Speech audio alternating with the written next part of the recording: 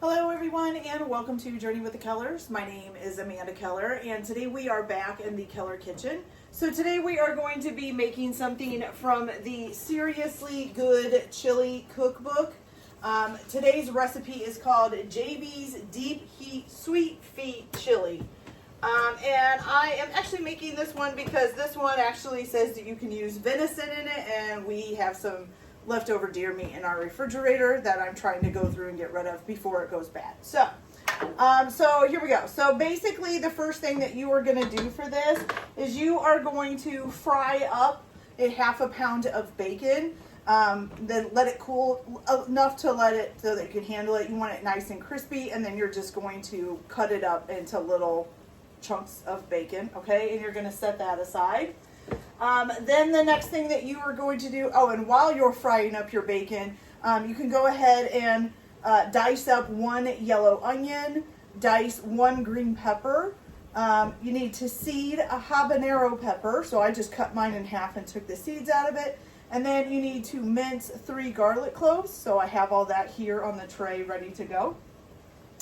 After you've got all that done, you're going to go ahead and take 1 pound of either ground beef or like your preferred meat. So it can technically be anything. It just says that venison works really well in this recipe. So that's what I used, is a pound of deer meat. And then you're also going to take 1 pound of ground pork. You're just going to brown them up in the pan, whatever you're using. So here's my meat, all nice and browned up here, okay? So once you get it all nice and browned up and it's ready to go, you're going to go ahead and add almost everything else to this. So you're going to put in your minced green pepper, your minced onion, your diced. So your diced green pepper, your diced onion, your minced 3 garlic cloves, and then your habanero pepper that's been seeded. You're going to put all of that in there. Go. There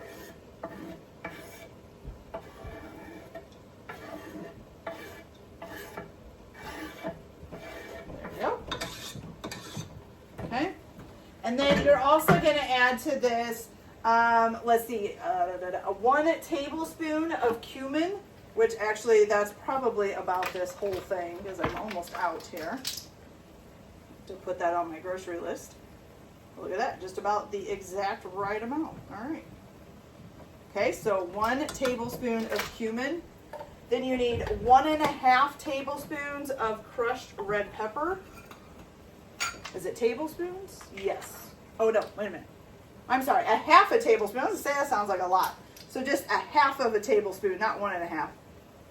Eyes are playing tricks on me. Okay, so ½ tablespoon of crushed red pepper. And then also 3 tablespoons of chili powder.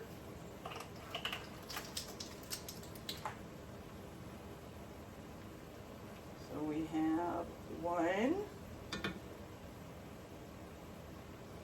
2, and 3. Okay. Then you're also going to put in 2 tablespoons of beef bouillon. And I am using the Better Than Bouillon, which is kind of like a, beef paste. You could probably use the powder or something too if you want. So here's 1, 2 tablespoons of that. Okay. Then you're also going to need 1 28-ounce can of crushed tomatoes, which I have here. So we're going to dump that in there. And then 2 16-ounce cans of whole peeled tomatoes that have been drained. So dump those in there. Okay. And then you're going to need 1 can of beer. It says light lager is preferred. This is actually a pale ale. It's something I have left over from another recipe, so I'm going to use it. Try to use it up. So 1 whole can of that. And then you need 3 ounces of tomato paste. Now, one of these little cans is 6 ounces, so I'm just going to use about a half of it.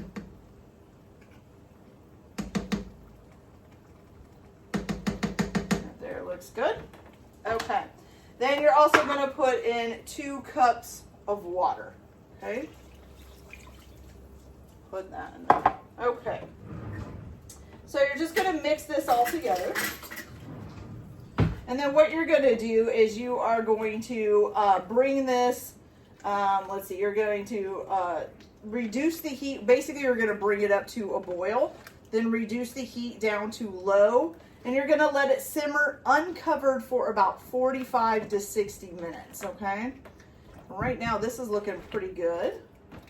Give you guys a look at what it looks for before we get it all cooked here. So here it is. The big, nice chunks of tomato and stuff in there. Looks really good. Okay, so now we're going to let this simmer uncovered for about 45 to 60 minutes. And then once that is done, you're going to go ahead and add in your bacon that you chopped up, your nice and crispy bacon that you chopped up.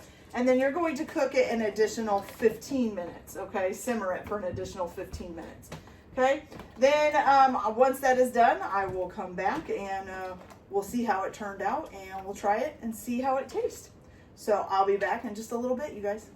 Okay, you guys, so I almost forgot. You also need to add 1 cup of pickled jalapenos. Now, you can buy these usually in a jar. I was getting ready to put all this stuff away and then realized, wait a minute, why are those jalapenos still sitting there? Whoops.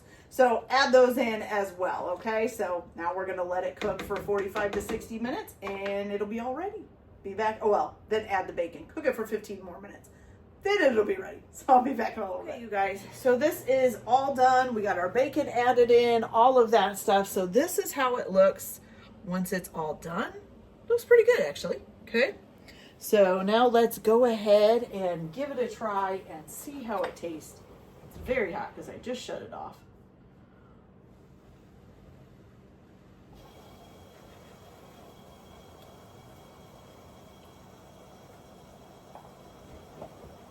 Okay. Oh, God.